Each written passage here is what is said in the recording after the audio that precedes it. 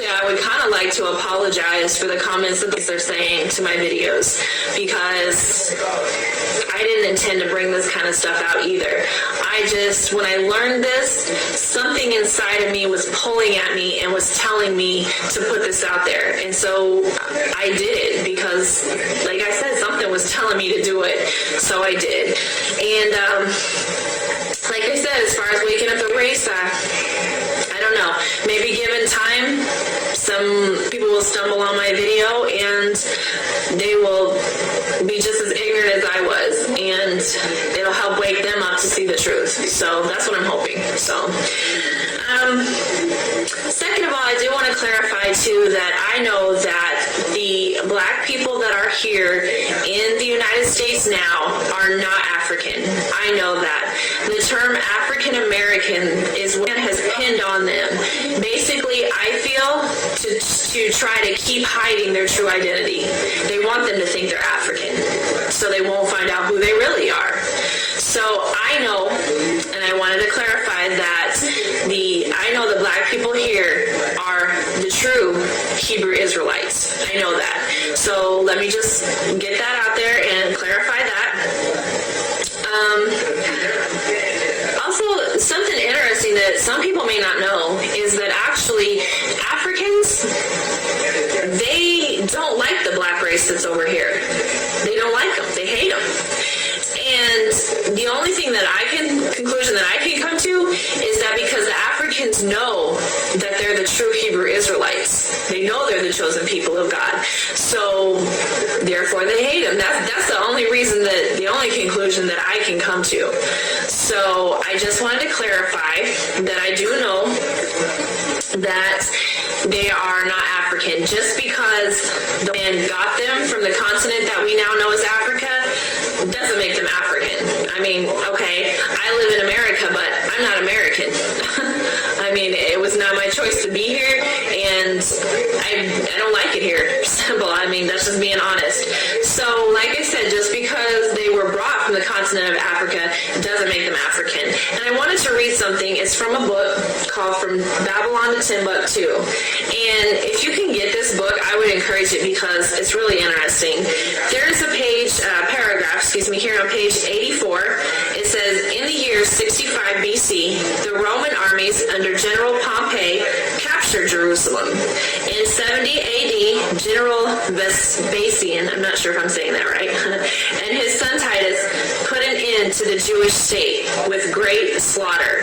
During the period of the military governors of Palestine, many outrages and atrocities were committed against the residue of the people.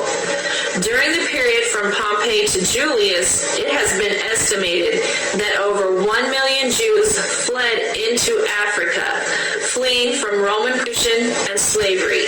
The slave markets were full of black Jewish slaves. So that shows you right there exactly how the Hebrew Israelites got into Africa. And it just reiterates my point about them not being African just because that's where they were at. And also one other thing is, it's not coming from the Bible, it's coming from the Bible dictionary. And under Ham, it says, the youngest son of Noah, born probably about 96 years before the flood, and one of 8 persons to live through the flood. Now this is the key point.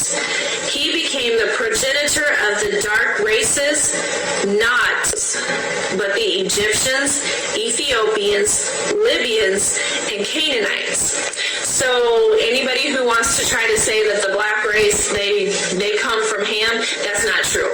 That is not true. He was a progenitor of all the other dark races, just not the Hebrew Israelites. Also, I want to clarify, too, that I know Christ is black.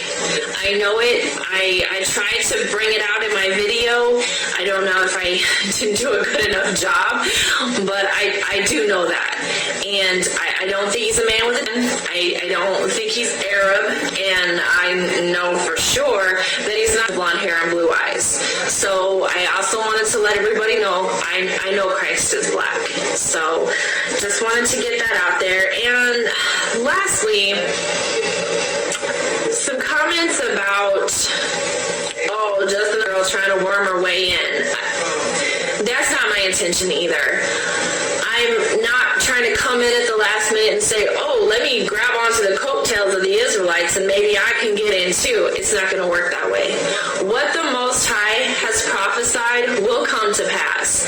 And he has prophesied that I will be a maidservant in the next life. So the Bible says he's never changing. So no matter what I come in and say or do at the last minute, it's not going to change that. He's prophesied I will be a maidservant. That is what I will be. And honestly, I don't care. That is fine. Whatever the Most High sees fit for me is fine with me, as long as the Israelites get their justice. Because, like I said in my last video, if this had happened again, people, then they would want justice.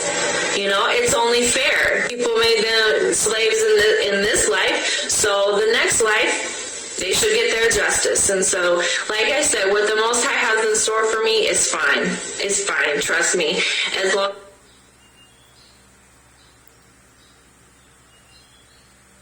So they should make their own tongues to fall upon themselves. All that see them shall flee away. Psalm 64:8. The book of Job.